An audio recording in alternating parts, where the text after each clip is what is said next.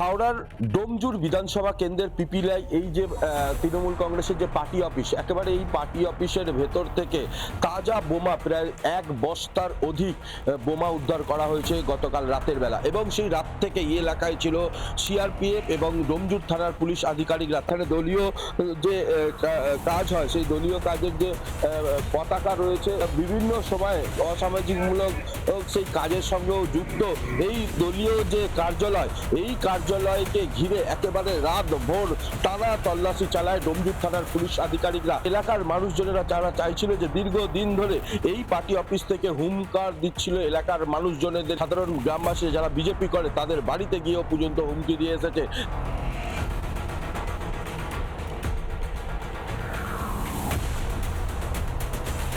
আমাদের ঘরে ঢুকে মেরেছে, আমার সর্বস্ব ভেঙে চুরে একসা করে দিয়েছে। আমরা বিজেপি করি বলে আমাকে এরকম করে থ্রেট দিচ্ছে যে তুমি কেন বিজেপি করবে, তোমার বর কেন বিজেপি করবে। বিজেপিটা তো কারো পৈতৃক সম্পত্তি নয়। আমার দেওয়ালে বিজেপি লেখা আছে বলে, পদ্মফুল আঁকা আছে, লেখা আছে বলে আমার শ্বশুর মশাই বয়স হয়েছে তাকে দিয়ে মুছতে হয়েছে, তারপর আমায় নিয়ে ডাক্তারখানায় যেতে পারবে, এরকম হুমকি। আমাদের বাড়ির সবাই বিজেপি করে, এর উপর খুব অত্যাচার করেছে, মারধর করে হাসপাতালে ভর্তি করেছে, এমনকি জেল পর্যন্ত খাটিয়েছে বিনা অপরাধে।